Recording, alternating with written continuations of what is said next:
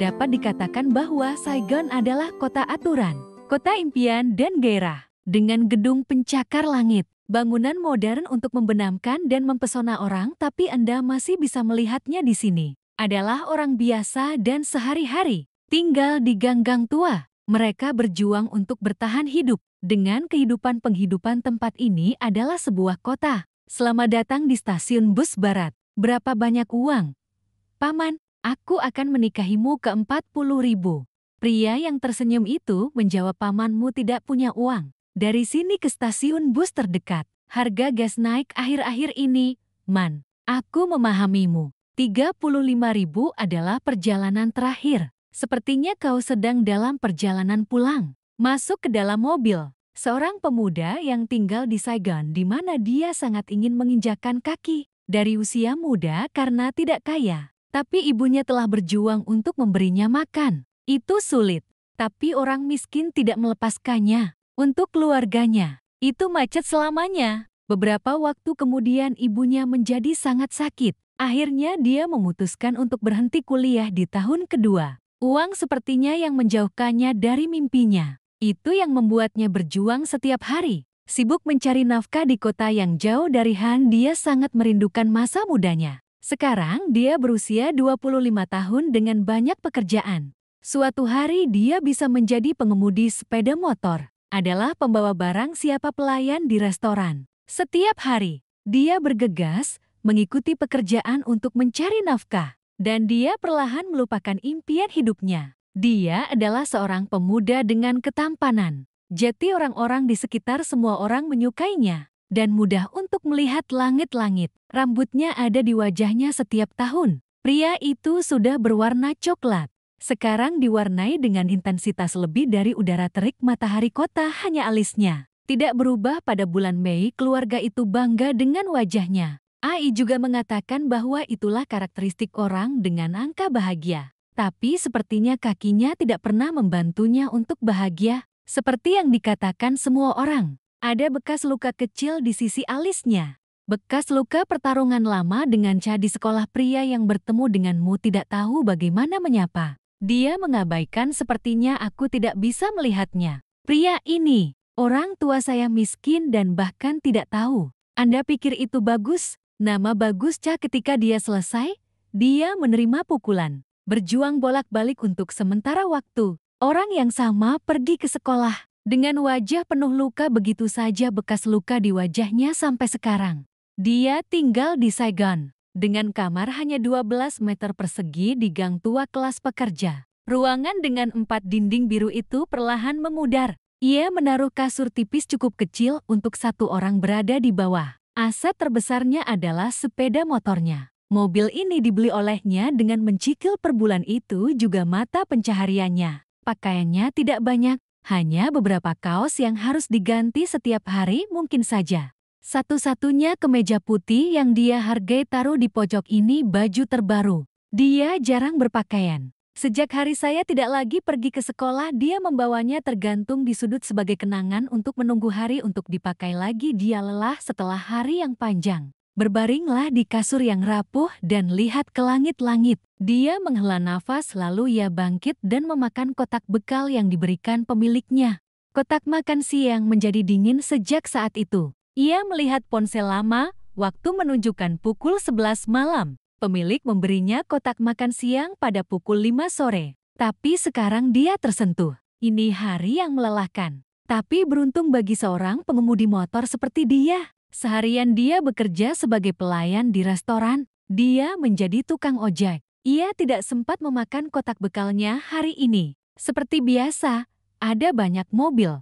Tapi itu sebabnya dia mendapat lebih banyak uang. Mungkin ke 500.000. Mungkin bagi sebagian orang ini adalah jumlah uang yang sangat kecil. Tapi baginya, itu banyak uang. Bahwa dia bisa mendapatkan dalam sehari. Ibunya di negara ini sakit parah setiap bulan. Dia harus mengirim uang kembali untuk obat. Jadi dia menghargai setiap sen yang dia hasilkan. Tidak seperti banyak pria di kota ini. Dia tidak ada pertemuan teman. Saya tidak ingin bersenang-senang dengan siapapun. Itu hanya membuatnya menghabiskan lebih banyak uang. Teman-temannya adalah anak-anak muda di gang ini. Pada hari hujan, orang Italia pulang lebih awal, duduk di depan ruang makan dan berbicara dengan orang-orang di gang-gang. Dia satu-satunya pria sosial. Dengan duduk dan berbicara dengan mereka, orang-orang di sini tidak lebih baik mengundang satu sama lain untuk makan malam atau pesta.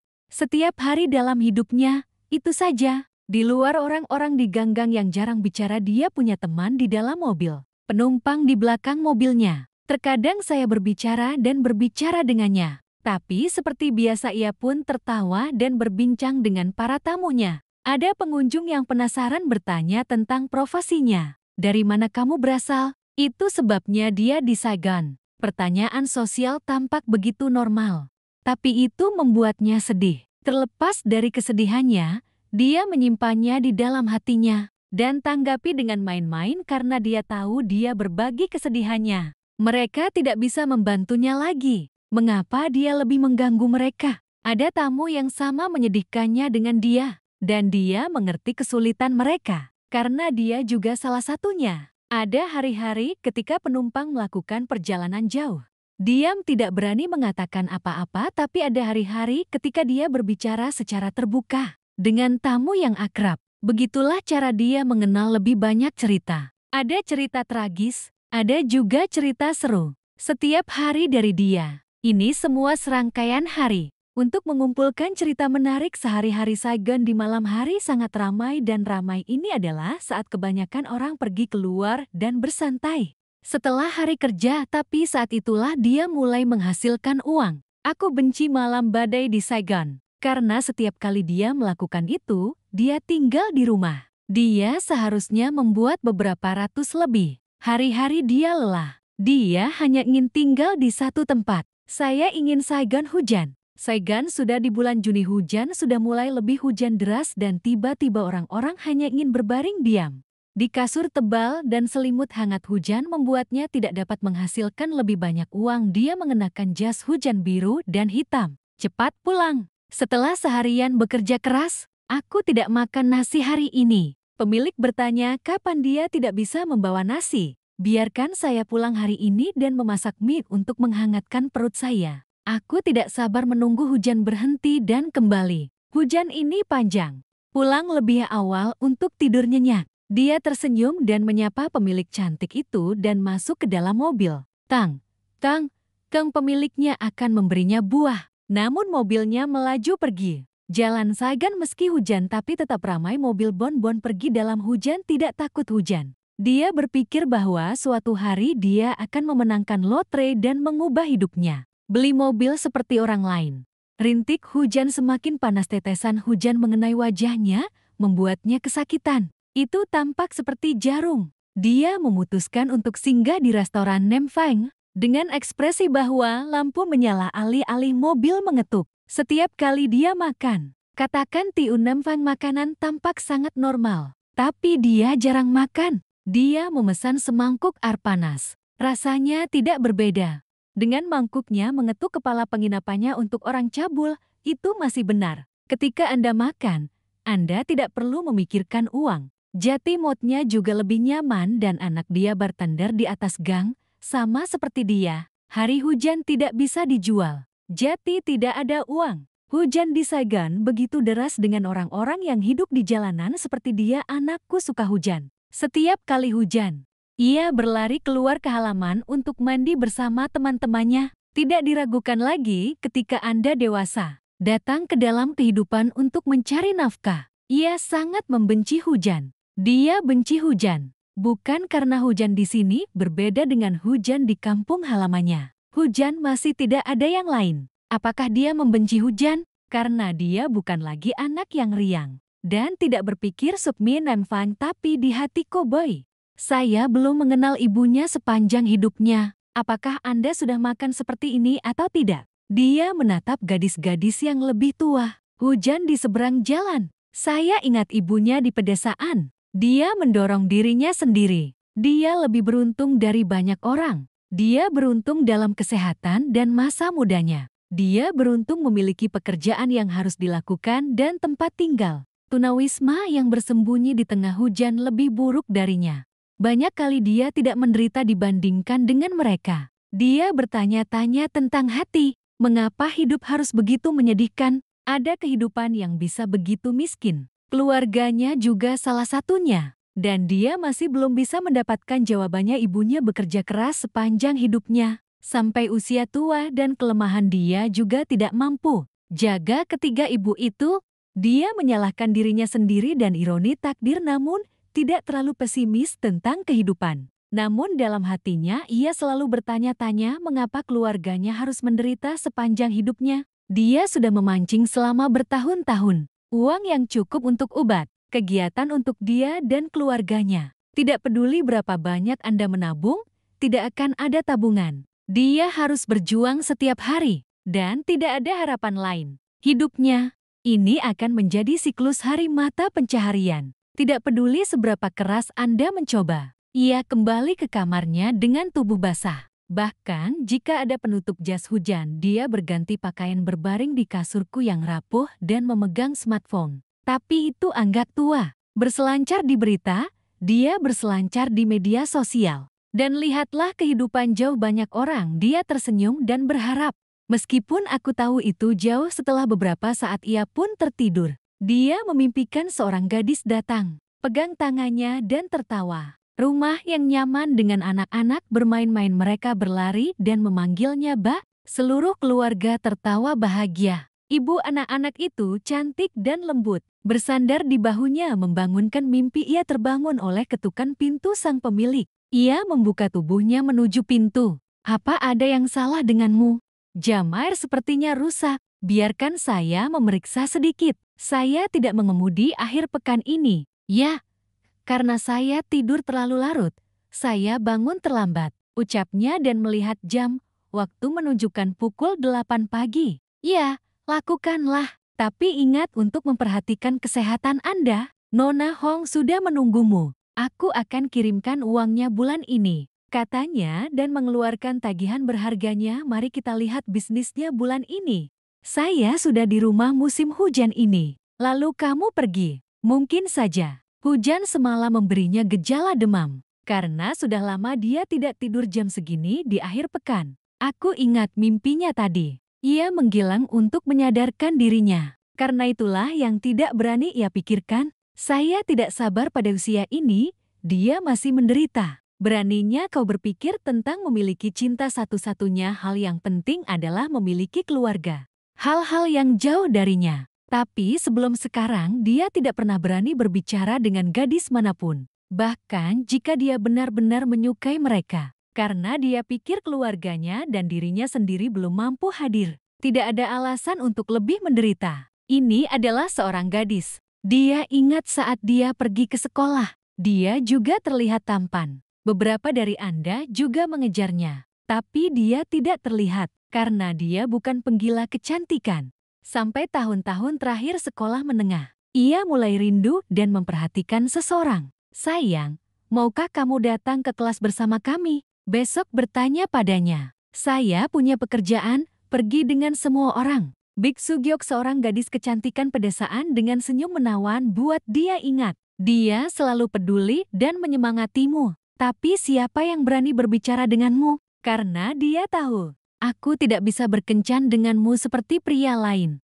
Sejak kapan uang mencuri cintanya? Tapi dia baik-baik saja. Karena kemiskinan itulah dia tidak berani bermimpi ilusi. Sampai saat ini dengan itu sebabnya dia tidak pernah merasakan manisnya cinta. Jarang ada akhir pekan. Dia berbaring seperti ini. Hari ini dia memutuskan untuk memberi dirinya hari libur. Sudah lama hidupnya terburu-buru. Jadi hari ini dia akan diizinkan untuk memperlambat sedikit. Dia memakai sandal familiarnya.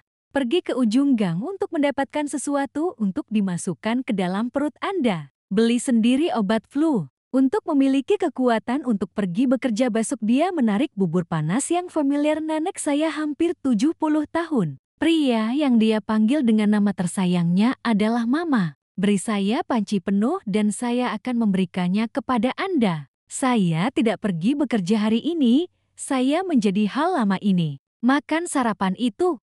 Aku mengambil hari libur yang panjang, Bu. Kemudian makan, duduk dan makan. Terkadang saya punya waktu untuk duduk, turun untuk makan seperti ini. Mama, Ia tersenyum dan mengambil mangkuk bubur yang harum dari tangan wanita tua itu. Benar, sudah lama sekali ia sempat duduk di meja sarapan. Baik seperti ini, rutinitasnya adalah bangun pagi setiap pagi, jalankan mobil pertama, makanan sarapan untuk itu. Dia menggantungnya di mobilnya sampai dingin dan membawanya ke tempat kerja. Minggu saja dia beristirahat karena bar pemilik ditutup untuk gereja. Mereka tidak menjual pada hari Minggu. Pemilik di bar, setiap kali dia datang bekerja dan makan sarapan dengan tergesa-gesa. Untuk masuk ke sulit. Kenapa aku harus buru-buru di pagi hari seperti itu? Setelah cinta yang cerewet, dia hanya tersenyum pada pemiliknya. Bukan karena dia tidak peduli. Itu karena dia ingin menghasilkan lebih banyak uang. Tidak banyak sekalipun, ini juga akan menyelamatkannya sedikit. Menonton arus sibuk orang-orang setiap hari dia adalah salah satunya. Itu tidak sering dilihat perlahan seperti ini sehingga ia mencoba menikmati semangkuk bubur panas. Dia melihat duduknya, makan, lalu tiba-tiba tersenyum bahkan jika Anda menikmatinya. Tapi kenapa dia terlihat sangat menderita? Dia menduga pemuda ini terlihat sumuran dengan putrinya. Itu sebabnya dia bahkan lebih berbelas kasih. Mungkin itu orang yang sama. Sangat mudah untuk memahami dan mencintai satu sama lain. Dia selesai makan. Aku segera berjalan ke apotik di seberang jalan untuk membeli obat flu. Tahun di Saigon dia seperti pejuang yang tak pernah sakit. Kemarin hujan Saigon, aku membantunya mendapatkan hari libur. Biarkan dia mengurus dirinya sendiri.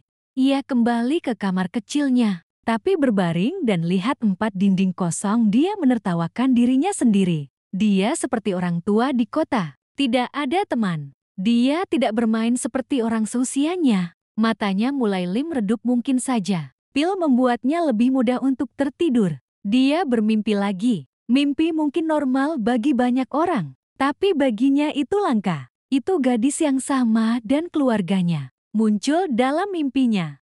Kali ini dia melihat dirinya di sebuah pernikahan. Dia adalah pengantin pria. Keluarganya dan orang-orang di sekitarnya memberkati dia. Semua orang tertawa dan bahagia. Aku bermimpi lagi. Dia berkata pada dirinya sendiri setelah dia bangun. Dia bangun di sore hari. Matahari Saigon tampaknya telah melunak setelah sehari. Bisa begitu lama, setiap hari berlalu begitu cepat sehingga dia bertanya-tanya. Pil pagi membuatnya tetap terjaga.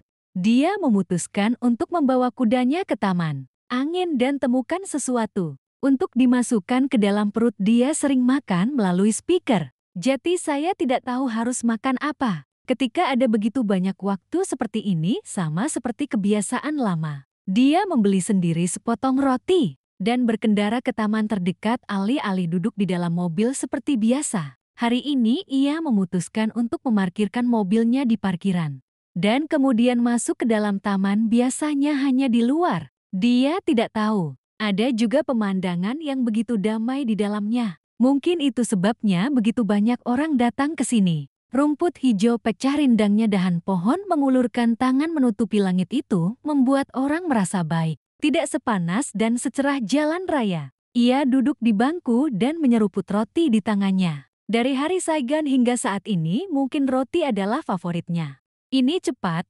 murah, nyaman dan lezat. Dia terkejut bahwa Saigon bisa memilikinya. Sudut yang sepi seperti ini, itu membuatnya semakin lezat. Makan saja dan lihat-lihat. Mungkin baru sore hari, jadi hanya sedikit orang yang datang ke sini. Hanya ada beberapa paman tua duduk-duduk berbicara. Ia merasa mengasihani diri sendiri. Tidak ada orang untuk diajak bicara dan diajak bicara. Telepon cowok selain nomor telepon kerabat. Tidak ada siapa-siapa. Dia juga tidak suka terlalu banyak bersosialisasi. Dia takut dia terlalu mahal untuk hal-hal seperti itu. Sebagai imbalannya dia mengambil kesendirian di tengah kota yang indah ini. Ada hari-hari ketika dia berkata pada dirinya sendiri, menjadi kesepian itu baik. Karena tidak akan ada yang bisa mengganggu dia, akan bebas. Sangat mudah untuk menghabiskan waktu menghasilkan uang. Jika Anda tidak mencoba menghasilkan uang, ibunya akan menderita kekurangan obat. 3 orang harus menjaga diri mereka sendiri. Penyakit mematikan ibunya tampaknya telah merampas masa mudanya. Anda tidak bisa menyalahkan siapapun untuk itu. Atau terserah. Dia menerima kenyataan datang kepadanya. Mungkin itu takdirnya. Dia berbisik pada dirinya sendiri saat dia sedang beribadah. Dengan pikiranku sendiri, seorang wanita tua muncul di sebelahnya. "Paman, tolong belikan aku beberapa tiket loter. Mungkin keberuntungan akan mengubah hidup Anda." Ia menatap wanita tua itu dan merasa iba. Dia memberi saya 2 lembar. Dia mengatakan dia mengambil 200 yang tersisa di sakunya dan memberikannya kepada wanita tua itu. Dia hanya bisa membeli dukungan untuk neneknya, karena dia tidak menjadi lebih baik. Wanita tua itu kemudian memberinya uang.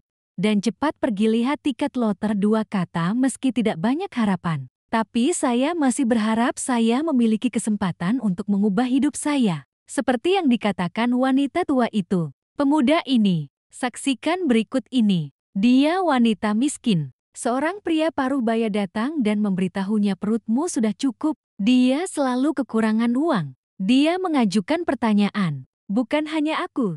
Siapapun yang datang ke taman ini dan membeli dari nenek juga akan sulit bagi orang untuk menipu.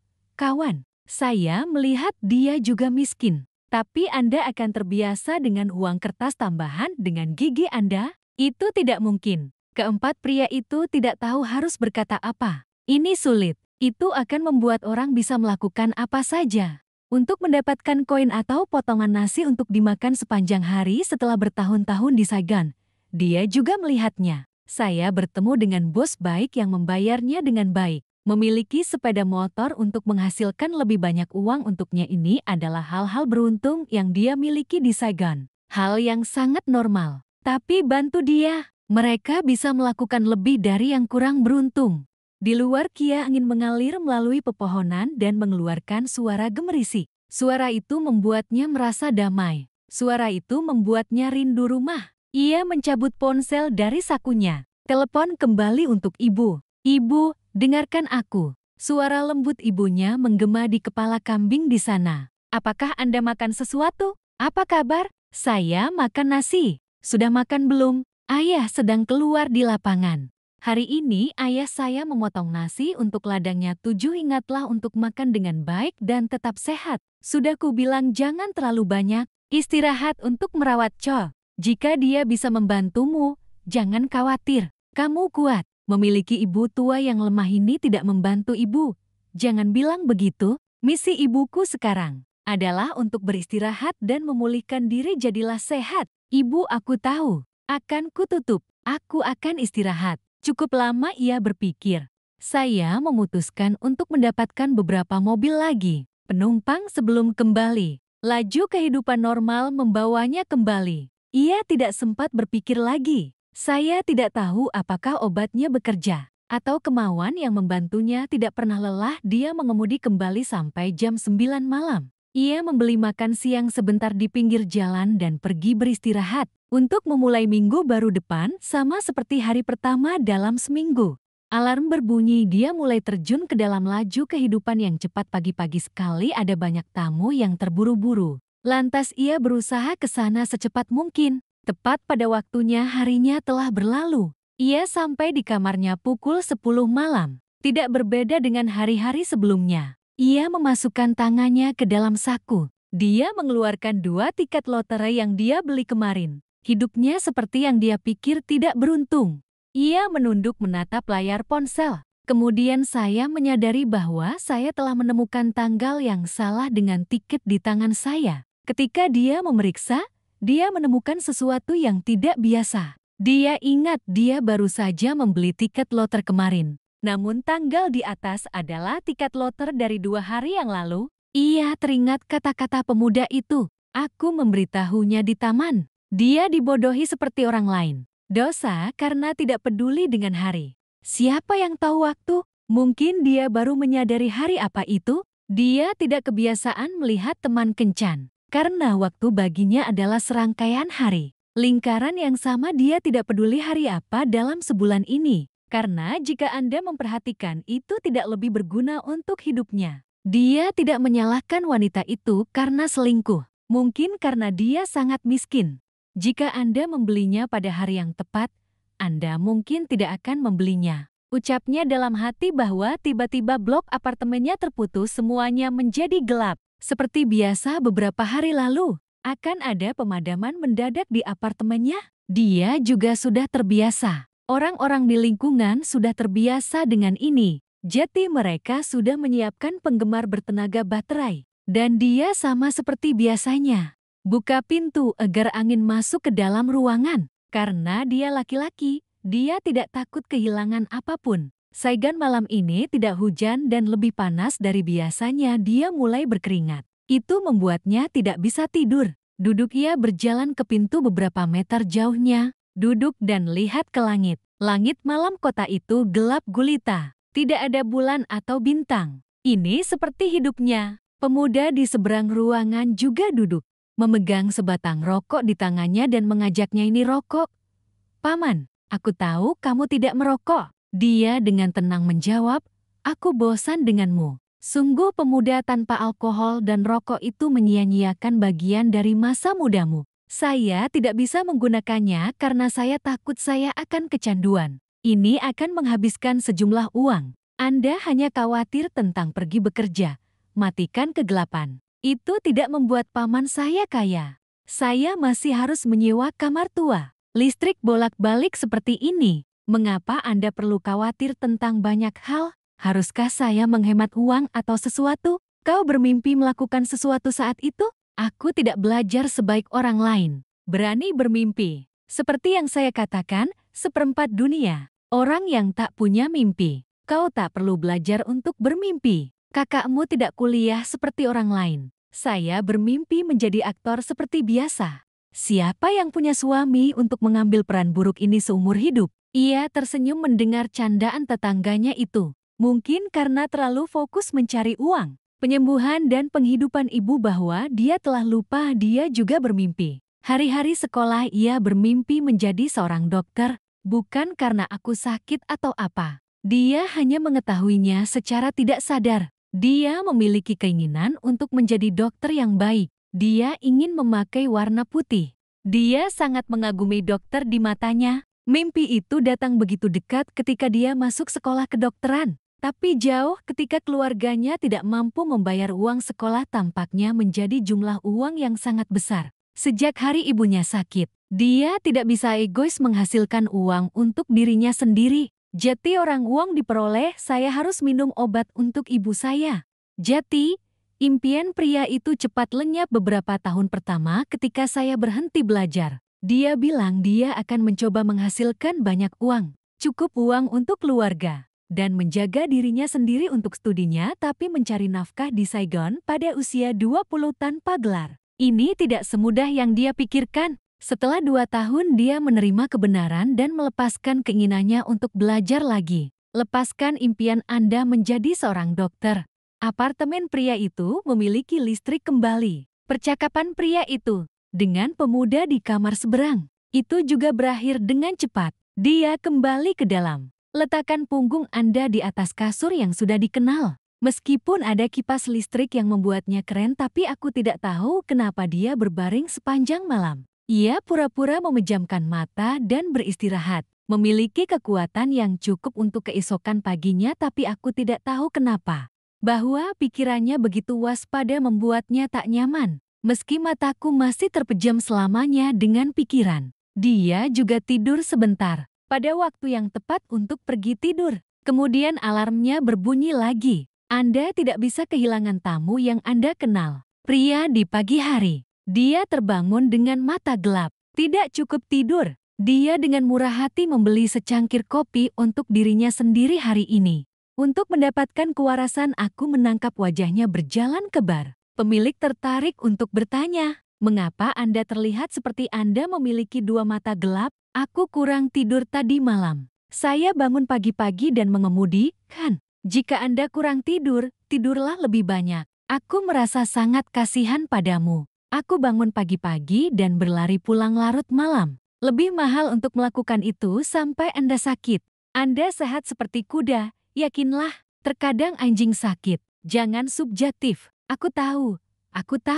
Adik bosnya selalu sama. Selalu mencintai dan peduli padanya. Seperti seseorang dalam keluarga. Dia menghargai ini. Saya telah melakukan lebih dari 3 tahun ini. Dan mungkin dia tidak bisa mencari tahu di mana. Bayar pria itu lebih tinggi darimu. Bagus untuk pria sepertimu.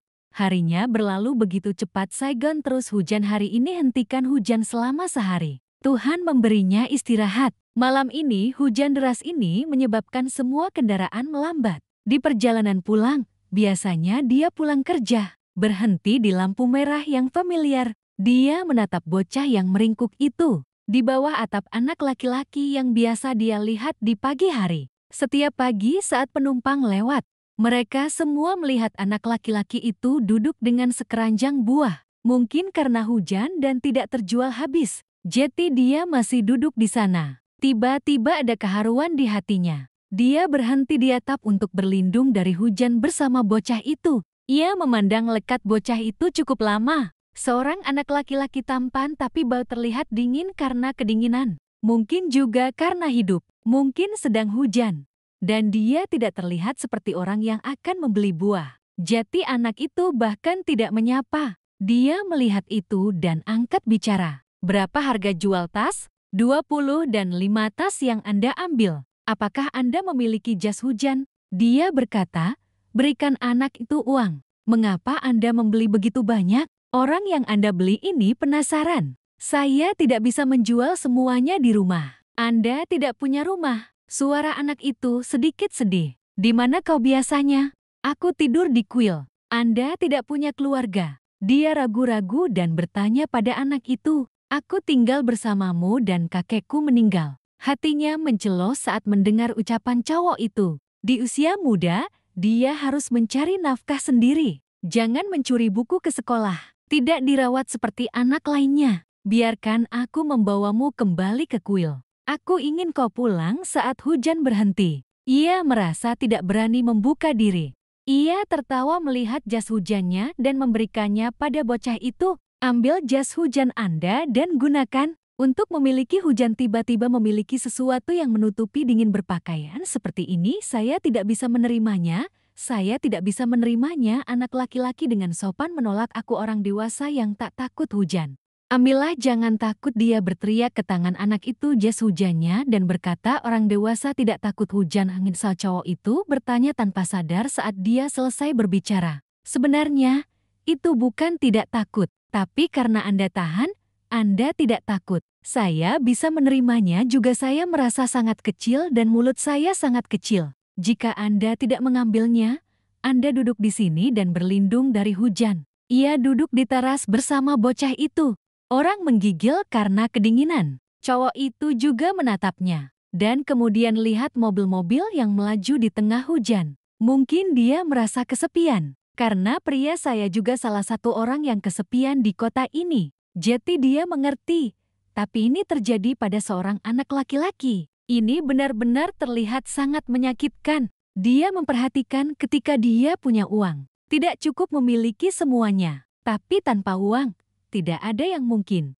Anak laki-laki dan anak laki-laki yang duduk bersebelahan tidak berkata apa-apa. Tapi sepertinya mereka saling mengerti. Aku tidak punya rumah untuk dituju. Anak itu tiba-tiba bertanya dan dia tertawa mendengar pertanyaan anak itu. Memang, ketika melihat dia tampak tidak berbeda dengan seorang pria tunawisma. Anda tidak memiliki rumah untuk disewa. Setidaknya ada tempat. Kedengarannya seperti orang tua. Buat dia merasa kasihan pada anak itu. Mungkin karena saya harus mencari nafkah. Jadi bocah itu telah kehilangan kepolosannya yang main-main. Dari banyak anak seumuran, hujan ini pasti lama. Apakah Anda ingin kembali ke tempat Anda untuk bermalam? Jangan khawatir, Anda sendirian. Aku akan pulang nanti. Jadi, tak masalah. Mengapa Anda bisa repot-repot dan pergi ke tempat orang asing untuk tidur? Dia tidak akan membiarkan saya kembali ke kuil. Kembali ke kamarmu. Saya tidak tahu mengapa dia sangat mencintai anak laki-laki itu. Aku tidak sabar menunggu anak itu duduk di sini. Kamarnya tidak lebih berharga. Di luar 4 dinding, saya harus membawa anak ini untuk tidur 1 malam. Mungkin tidak masalah dengannya. Kau akan pulang. Kau takut aku menculikmu. Aku hanya tidak cukup kejam untuk meninggalkanmu seperti itu. Di bawah hujan deras aku berjanji aku tidak melakukan apa-apa.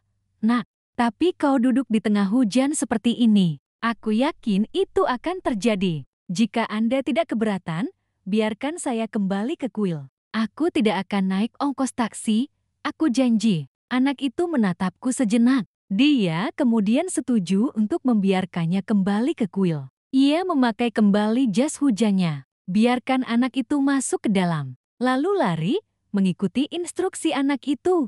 Di bawah hujan dingin yang membekukan, namun dalam hatinya ia dan bocah itu tiba-tiba merasa anehnya hangat. Dia senang menjadi penolong. Anak itu juga senang memiliki seseorang untuk membantunya. Karena masih terlalu kecil, bocah itu takut. Saigon hujan lebat, sebagian besar jalan terendam banjir. Air panas di bawah kakiku melonjak. Untuk membuat orang, saya merasakan bagian dingin dari hujan. Setelah beberapa saat di jalanan, kami akhirnya kembali ke kuil anak itu. Dia berhenti di atap kuil, dan pintu jas hujannya memberikannya kepada bocah itu. Dapatkan penutup Anda, dan saya akan mandi hari ini. Anda sudah basah, jadi jangan khawatir.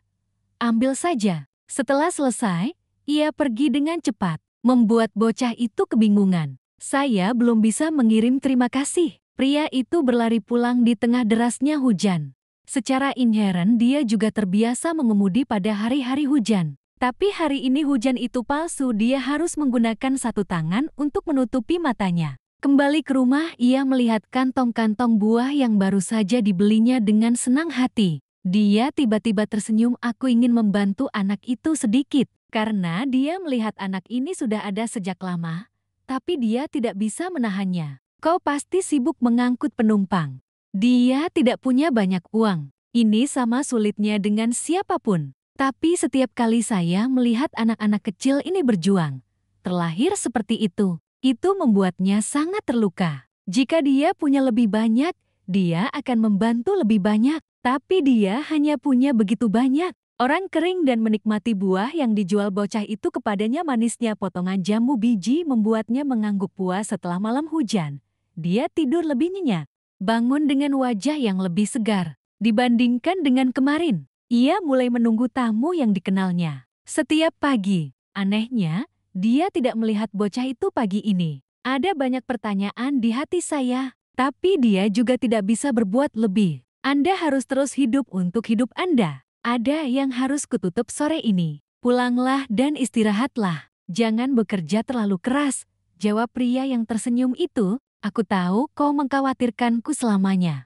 Kau tak pernah mendengarkan adikmu. Itu bukan darah dari usus besar. Tapi saya tetap ingin Anda mengutamakan kesehatan Anda. Jika Anda sakit, saya akan memperlakukan Anda dengan benar. Ya, aku akan menghafal instruksimu. Maksudmu adikmu banyak bicara? Tidak, bukan itu maksudku. Maksudku, kau selalu mengkhawatirkanku. Aku sangat berterima kasih padamu. Bersyukurlah dan kembali beristirahat. Ia kembali beristirahat atas perintah tuanya. Jangan berdebat karena takut kamu akan sedih. On the way pulang, ia melihat lampu merah tempat cowok itu berdiri. Mungkin dia jualan di tempat lain hari ini, ucapnya dalam hati. Dia jarang pulang di sore hari seperti ini. Ia membawa sekantong buah yang belum ia makan. Menyeruput dan menjelajahi telepon, matanya terpejam saat tidak melakukannya. Dia tanpa sadar tertidur dan hanyut dalam mimpi selangkah demi selangkah menuju bocah itu. Tubuh cowok itu gemetar saat duduk di tengah hujan. Itu menyakitinya. Pengetatan hati, mengapa duduk di sini lagi? Dia bertanya dalam mimpiku bahwa aku tidak punya rumah untuk dituju. Mata cowok itu melebar dan menjawabnya dengan tangisan tersedat. Dia tiba-tiba terbangun. Mimpi yang berumur pendek, hal itu membuat dahinya berkeringat. Dia mengkhawatirkan bocah itu. Dan juga karena aku tidak melihatnya hari ini, yang membuatnya terobsesi. Bahkan dalam mimpinya, penampilan terbatas anak laki-laki itu, ia mengetuk kepalanya untuk menyadarkan diri. Ia melihat keluar jendela dan langit mulai menggelap. Kota menyala. Dia pergi ke keran untuk mencuci muka untuk mendapatkan kembali semangatnya setelah tidur cukup lama. Dia mulai mengemudi di jalan lagi. Temukan sesuatu untuk dimasukkan ke dalam perut Anda. Saya tidak tahu apakah itu disengaja atau tidak disengaja. Dia berlari ke kuil tempat anak itu tinggal. Dia tidak bisa menahan diri. Aku tidak bisa menghentikan rasa penasaranku, jadi aku memutuskan untuk menepi. Kuilnya tidak terlalu besar. Jika Anda melihatnya, Anda dapat melihat bahwa itu sudah tua. Sudah lama dia tidak memasuki kuil. Hidupnya terlalu cepat untuk melakukan hal-hal seperti ini. Saya tidak mengerti mengapa. Hanya karena seorang anak laki-laki di pinggir jalan. Itu membuatnya menghabiskan waktu dan butuh usaha untuk masuk ke sini. Bel berbunyi itu membuat orang merasa ingin melepaskan segalanya. Dia masuk jauh ke dalam kuil. Matanya bergoyang-goyang mencari cowok itu. Tapi aku tidak bisa melihatnya. Dia masuk ke dalam aula utama, ambil sepotong dupa dan berdoa. Mengambil kesempatan ini, dia berdoa. Semoga Tuhan memberkati dan menopang keluarga dan teman-temannya. Dupa menyala. Dia berjalan keluar gedung dan melihat tuannya. Dia datang dan bertanya, "Tuan, izinkan saya bertanya. Anak laki-laki di kuil ini tidak akan menjual hari ini, Guru. Anak laki-laki mana yang ingin Anda tanyakan?" Anak laki-laki sekitar 11-12 tahun untuk menjual buah dan di kuil ini apakah Anda bertanya kepada cucu Anda? Apa hubungannya dengan keponakannya? Anda tidak hanya akrab. Saya datang ke kuil untuk bertanya. Dan Anda adalah kakak dari anak itu. Nama anak laki-laki itu adalah Hugh. Dia juga kakek saya sejak kecil. Sayangnya, penyakit itu membunuhnya. Anak laki-laki itu ditinggalkan sendirian. Ketika dia masih hidup, orang-orang pribadi datang ke sini untuk menyalakan dupa di 9 Buddha dengan bocah itu kapan dia meninggal. Kuil juga menawarkan untuk membawa bocah itu kembali. Tapi anak itu menolak. Dia ingin pergi ke sana kemari untuk mencari ibunya. Aku akan kembali dalam beberapa hari. Tapi aku tidak bisa masuk ke dalam ketujuh. Dia hanya di lorong samping aula utama. Pagi dan kemudian menghilang. Dia sedang mencari seorang ibu. Benar, katanya. Orang tua meninggalkan anak itu dan tidak melihatnya. Terima kasih banyak, Guru. Dia kembali kemarin. Aku membawakannya selimut, tapi pagi ini juga menghilang. Saya tidak mengerti mengapa. Hatinya aku sedikit sedih mendengar keadaan anak itu. Hatinya menegang saat dia tahu dia ingin mencari ibunya. Pasti sangat sakit. Kelas kehidupan terjauh. Jauhi orang tuamu. Dan apa yang lebih menyakitkan, dia tidak tahu di mana mereka berada. Apa yang sedang terjadi? Dia dalam suasana hati yang aneh. Dia duduk di bangku di halaman kuil. Bel terus berbunyi hanya untuk anak laki-laki yang aneh. Dan Anda menghabiskan begitu banyak waktu untuk mengkhawatirkannya. Dia tidak mengerti tindakannya sendiri. Mungkin karena sayang dan ingin melihat bocah itu lagi. Dia berbisik pada dirinya sendiri, perutnya memekik. Mengingat ia belum makan. Saya meninggalkan kuil dan tidak bisa melihat anak itu. Ia kembali berlari ke tempat yang ia kenal. Dia akan memakan perutnya. Untuk bisa menjalankan kereta malam ini, tolong beri aku 2 pakaianmu. Aku libur pagi-pagi sekali hari ini. Saya belum menjalankan mobil, Nona. Setelah makan, saya berlari. Hari ini tidak hujan, jadi saya memanfaatkan nasi. Kalian berdua bekerja sama setiap hari. Istirahat juga umum. Mereka berdua tertawa dan tertawa. Beberapa hari ini hujan. Cara membuat keponakan saya istirahat kerja. Saya sangat senang, wanita. Saya tidak senang melihat saya lapar. Mengobrol sebentar kemudian teko kopinya yang lezat juga ada di sana. Dia makan dengan baik dan memesan sepotong daging lagi.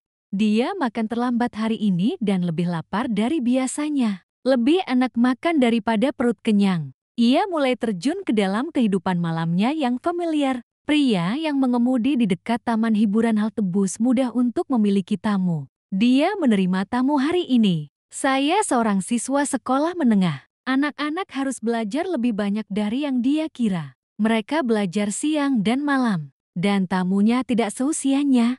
Jika diurus sepenuhnya mencuri buku ke sekolah, penampilan anak laki-laki itu akan sama. Dia mencoba untuk mendapatkan sedikit lebih banyak dari dirinya sendiri. Ini hampir jam 11:00. Mungkin karena terlalu banyak tidur siang. Jadi dia tidak merasa mengantuk. Orang-orang juga mulai menjadi lebih kecil. Melewati taman, dia menginginkan perasaan akhir pekan. Setiap hari saya bisa duduk di dalamnya. Dia memutuskan untuk fokus pada hari ini. Dia tidur sangat banyak sehingga dia tidak bisa tidur sekarang. Duduk di sini di atas angin itu salah satu cara untuk membuatnya nyaman. Langit gelap, lampu berkedip dan suara mobil di kejauhan. Itu semua membuat pemandangan yang sedikit menyedihkan. Angin malam merayap ke dalam dirinya. Pasangan yang duduk di kejauhan saling menghangatkan dan dia sendirian, dan dia tersenyum. Setiap kali saya pergi ke taman, setiap kali dia merasa kesepian, mungkin hidup ingin menertawakannya. Tapi dia sudah terbiasa dengan ini. Dia merasa baik sendirian. Kau masih bisa hidup sendiri, seperti banyak orang biasa, ucapnya dalam hati. Orang tidak mati karena cinta, tapi pasti akan ada mati jiwaku karena cinta. Untuknya cinta adalah sesuatu yang samar dan jauh. Yang terbaik adalah tidak pergi ke sana.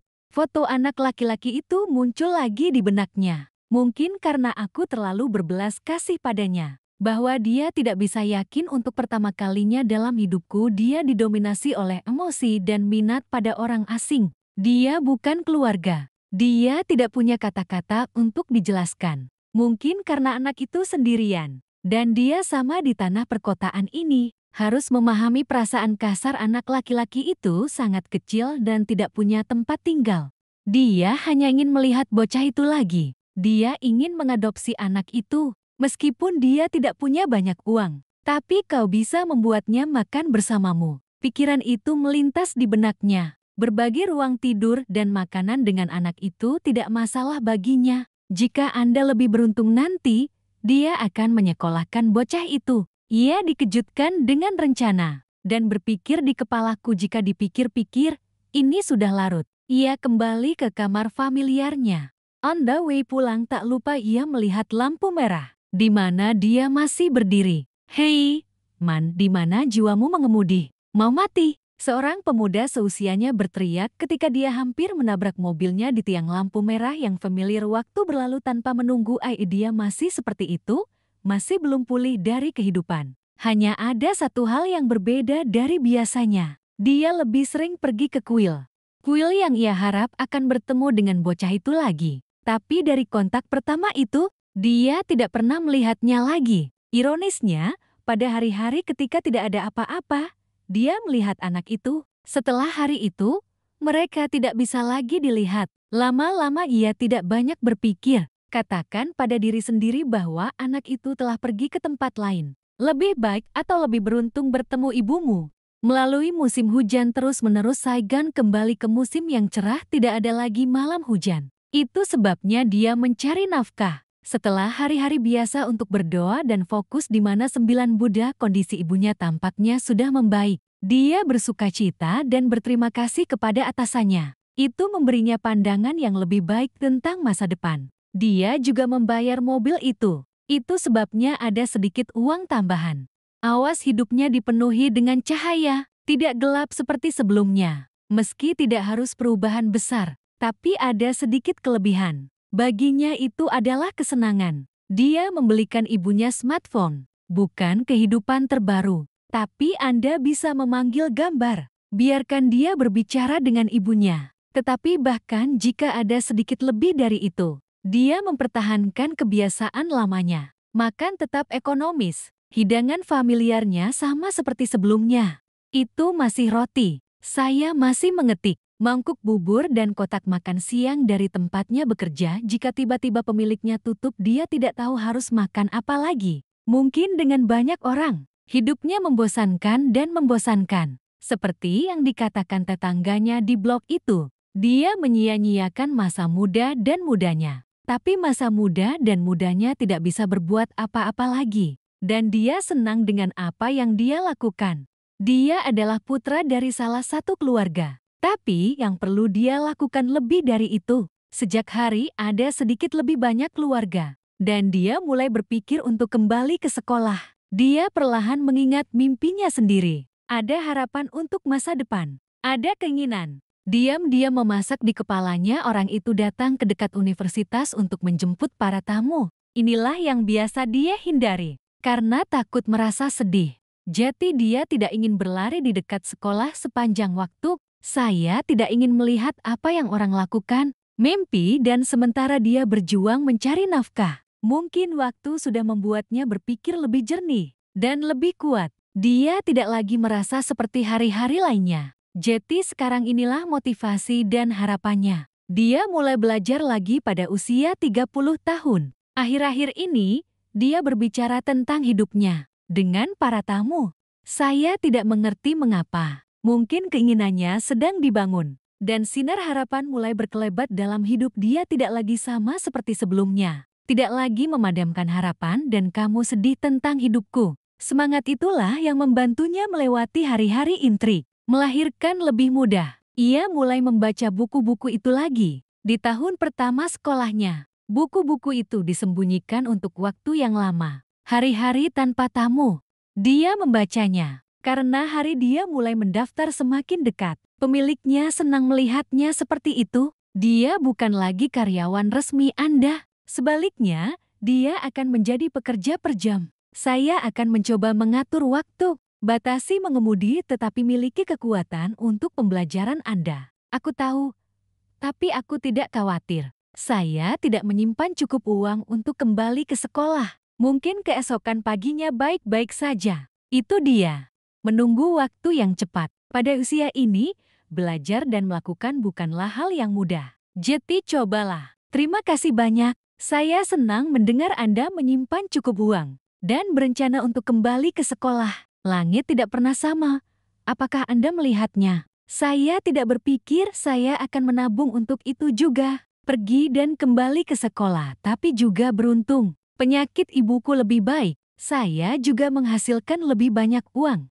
Kau tidak beruntung. Itu semua usahamu. Saya tidak melihat keberuntungan di dunia ini. Itu semua karena usaha dan kemauan keras dari orang-orang dan kebetulan saya melihatnya sebagai keberuntungan. Bahwa saya juga bertanya-tanya apakah Anda memiliki motivasi lain? Anda juga cukup terkejut. Dia tersenyum mendengar kata-katanya dan menjawab, keinginan Anda dilihat oleh Tuhan. Tolong berkati saya, Kakak. Dan apa yang paling berubah? Mungkin kondisi ibu sudah semakin membaik. Setelah lama minum obat Tuhan memiliki matamu, Jeti mari kita coba. Tapi perhatikan kesehatanmu.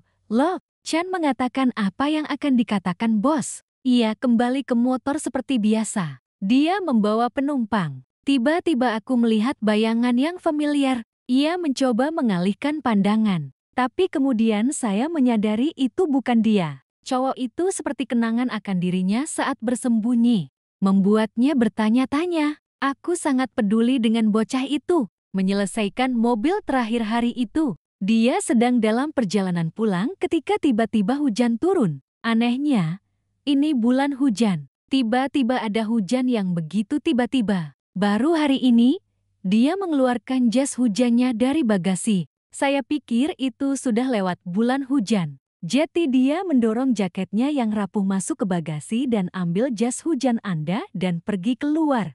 Hujan tiba-tiba membawanya ke kuil yang sudah dikenalnya. Tiba-tiba, hari ini dalam hatinya ia bergegas berteduh dari hujan, bukannya inersia berjalan langsung pulang gelap. Ia hanya bisa duduk di lorong untuk berlindung dari hujan. Bergegas ke lorong, tiba-tiba ia melihat jas hujan yang familiar. Itu persis jas hujan yang dia berikan padanya hari itu. Tapi aku tidak bisa melihat bayangannya. Dari belakang anak laki-laki itu ke arahnya, tiba-tiba dalam hatinya ia luar biasa bahagia. Saat aku melihat anak itu, lama bertemu denganmu. Nak, apakah Anda ingat saya? Apakah Anda ingat saya? Aku sudah mencari anak itu. Anda ingin jas hujan Anda kembali. Tidak seperti itu, aku hanya ingin melihatmu lagi. Kau tiba-tiba menghilang untuk sementara. Saya berpindah tempat. Bisakah Anda menjualnya? Saya berpindah tempat sehingga lebih banyak orang membelinya. Kenapa aku ingin melihatmu lagi? Ia bingung dengan pertanyaan cowok itu. Aku tidak tahu kenapa. Mereka menjual dengan sangat baik. Di mana Anda akan membeli lebih banyak jambu biji? Saya mengambilnya dari pemilik mangkuk buah terdekat. Kau baik sekali. Biarkan saya menjualnya dan membayar Anda kembali nanti. Jika tidak terjual habis, saya akan mengembalikannya kepada Anda. Dibawa ke dekat tanpa kapan saya akan melihat Anda. Anda juga tidak melihat saya di sini. Itu lebih dekat ke tempat Anda menjual, dan ada pemilik yang lebih besar. Saya pergi tidur lebih awal untuk mendapatkan buah. Jeti, saya yakin Anda tidak melihatnya. kenapa kamu tahu aku tidak di sini?" Anak itu bertanya dengan wajah bertanya-tanya. "Anda sering pergi ke kuil di sini?"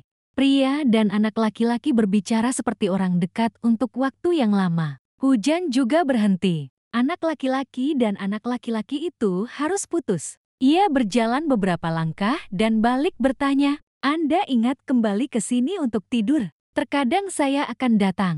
Tidak tahu apa itu menyatukan dia dan anak itu. Seolah-olah mereka akrab dalam keluarga. Ia kembali ke kamarnya dengan senyum di wajahnya. Dia ingat, "Aku lupa bertanya tentang menemukan ibunya. Haruskah aku menanyakan itu? Apakah minat ini menyakiti anak itu?" Batinnya dan tertidur. Hari ini adalah hari yang melelahkan baginya. Tapi ini juga hari yang menyenangkan. Karena saya melihat anak laki-laki yang ingin saya temui. Mungkin karena aku terlalu memikirkannya. Dia memimpikan anak laki-laki di keluargaku, seorang gadis yang wajahnya tidak bisa dia lihat.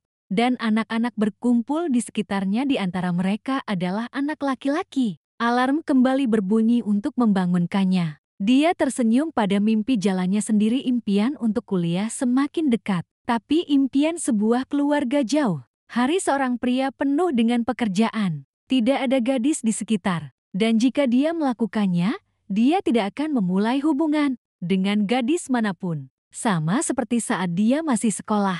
Dia takut bahwa aku tidak bisa menjaga gadisku. Alasan apa? Dia harus mencari lebih banyak masalah untuk dirinya sendiri dan orang lain. Ibunya juga mulai bertanya-tanya tentang cintanya. Setiap kali seperti itu, dia pura-pura memukul drum desa. Hal lain yang harus dihindari. Di mana menemukan gadis yang menderita bersamanya, lihat apakah Anda dapat menghabiskan waktu bersama teman-teman. Untuk memiliki pacar yang sudah menikah seperti yang Anda lakukan. Keluargaku sudah lebih baik sekarang. Jangan menghasilkan banyak uang lagi. Apakah Anda akan hidup seperti itu sepanjang waktu atau apa? Aku tahu. Tapi sekarang saya tidak berpikir sudah waktunya. Aku merasa kehilangan banyak hal. Cara merawat orang. Ketika saya tidak memiliki apa-apa di tangan saya. 3 orang setelah mendengar kata-katanya. Menghela napas dan mengkhawatirkan kata-kata itu. Dia percaya ini adalah berkatnya sendiri. Tidak berhutang budi kepada siapapun. Tapi terlalu dini untuk mengatakan hal-hal ini. Dia hanya berharap gadisnya akan datang pada saat dia untuk menjadi memenuhi syarat. Mungkin saya tidak sabar untuk mengkhawatirkan Anda dan keluarga Anda. Pikirnya dalam hati. Masa depan, biarkan masa depan yang memutuskan. Dia hanya akan memutuskan untuk saat ini. Di mana Ai dapat bertemu Ai dengan mudah. Kepada anak laki-laki yang sengaja ia cari, kau bahkan tak bisa bertemu dalam sedetik. Padahal bocah itu tidak pergi jauh. Pria Trung Ho Kai Min sangat mudah untuk menemukannya. Dapatkah Anda menemukannya? Anak itu bergegas sendiri. Meski aku sibuk meninjau pengetahuanku akhir-akhir ini dan bekerja untuk mencari nafkah, tetapi Anda masih menghabiskan waktu di kuil. Setiap kali saya pulang kerja untuk melihat apakah bocah itu tinggal di kuil tidur. Perjalanan pulangnya lebih lama dari sebelumnya. Bukannya langsung ke kamar motel. Kemudian dia mengambil jalan memutar untuk melewati kuil. Mungkin dia adalah sesuatu yang istimewa baginya. Mungkin karena dia sangat kesepian. Jadi kita membutuhkan lagi untuk mengurangi kesepian kita. Atau karena wajah imut bocah itu yang belepotan, dia mengingatkan dirinya sendiri bahwa lain kali saya akan bertanya di mana anak itu menjual. Dan kemudian siklus hari-hari sibuk berlalu begitu saja. Dia juga melihat anak itu lagi. Kali ini kau lebih terbuka. Ceritakan padanya sebuah cerita. Biarkan dia mendengar lebih banyak. Alih-alih menjawab pertanyaan, dia hanya terdengar begitu bersemangat. Cerita sehari-hari anak kecil itu, apakah Anda tahu kata-katanya? Dia tiba-tiba bertanya. Aku tahu sedikit. Saya bisa menulis nama saya. Cowok itu membalas dengan ucapan cowok itu. Berbalik dan katakan, apakah Anda ingin belajar bahasa? Pelajari apa yang harus dilakukan? Aku juga tidak bisa sekolah. Belajarlah membaca agar Anda tidak tergoda oleh orang asing. Anda tidak takut dirayu oleh orang dewasa. Aku tahu kamu sudah dewasa. Ada sesuatu yang saya tidak tahu. Wajah anak laki-laki itu juga cerah. Saya percaya Anda akan belajar. Mulai sekarang, kembali ke kamarmu dan tidur. Jangan tidur di lorong ini lagi. Nak, Bisakah kamu menggangguku seperti itu? Dengarkan aku mengajarimu membaca. Maka Anda bisa berbuat lebih banyak uang untuk kue. Kemudian beli kue dan terima kasih. Tapi anak itu goyah. Anda tidak bisa tidur di lantai 7 candi. Aku tidak akan kembali ke kamarmu. Kau tahu betapa keras kepalanya melakukan itu? Jika Anda takut, pergi ke kamar Anda dan tidur. Apartemen saya hanya memiliki 4 dinding. Anda tidak punya apa-apa lagi. Apa kau tahu apakah Anda keberatan tidur di lorong ini? Hanya karena anak keras kepala itu tidur di sini itu mengganggu berapa banyak orang. Apakah Anda tahu ada guru? Semuanya mengkhawatirkanmu. Dia mengeluarkan seorang pria yang agak marah, membuat mata bocah itu tak sadar tapi berkilauan hendak menangis. Dia tenang dan berkata buru-buru, "Maafkan aku, nak. Tapi aku hanya ingin kau mengerti. Apa yang Anda lakukan tidak mengganggu siapapun. Anda harus membantu saya dengan beri aku kesempatan untuk membantumu, nak. Benar, kan?" Setelah beberapa nasihat yang agak marah, ia membujuk bocah yang tersenyum itu agar puas. Ia menggandeng lengan bocah itu dan membawanya pergi. Langkah kaki cowok itu tiba-tiba berhenti dan berbicara padanya. "Bisakah Anda memberi saya 1 malam lagi untuk tidur di sini?" "Kenapa?" Dia bertanya apakah saya ingin tidur dengannya untuk terakhir kalinya. Ternyata cukup lama ia ingin tidur di luar aula utama. "Aku ingin dekat dengan kakekku." Dia tiba-tiba mengertilah mengusap kepala cowok itu dan berkata dengan sayang, "Aku akan tidur denganmu malam ini. Bagaimana Anda bisa tidur di sini? Pulang ke rumah. Kenapa belum lama ini? Saya tidak ingin tidur di lorong seperti yang saya lakukan di negara ini." Dia bilang dia berbaring. Cowok itu merebahkan diri di sebelahnya. Mungkin saja malam ini adalah malam dia dan anak laki-laki itu lebih terbuka dalam kegelapan di sisi lorong kuil. 2 jiwa tampaknya semakin dekat bersama. Dan mereka datang bersama. Sejak hari itu dia tidak lagi membenci hujan Saigon. Dia diam-diam berterima kasih karena hidupnya tidak akan ada lagi serangkaian hari yang membosankan dan sunyi. Dia berterima kasih pada hujan Saigon. Ia bersyukur atas semua yang telah terjadi dalam hidupnya. Keesokan paginya dia dan anak itu keluar dari kuil sambil berpegangan tangan. Lalu suara seorang gadis memanggil Tio di belakangnya. "Tang Tang kan, kau Mutiara. Oh ya, kamu lupa tentang aku. Aku sudah lama tidak melihatmu sehingga aku takut salah orang." "Saya juga berpikir begitu, tetapi jelas bahwa Anda..." Malaikat itu bertanya apakah anak laki-laki ini adalah saudara laki-laki saya. "Aku masih belum punya istri." Dia menggaruk kepalanya dan berkata dengan canggung, "Apakah Anda pergi ke kuil ini sendirian?" "Aku lajang," kata mutiara itu dan tersenyum. Tiba-tiba reuni dia merasa seperti baru saja memenangkan tiket lotre. Takdir mengatur agar mereka bertemu lagi. Ternyata bertahun-tahun di Saigon keberuntungan juga datang ke dalam hidupnya.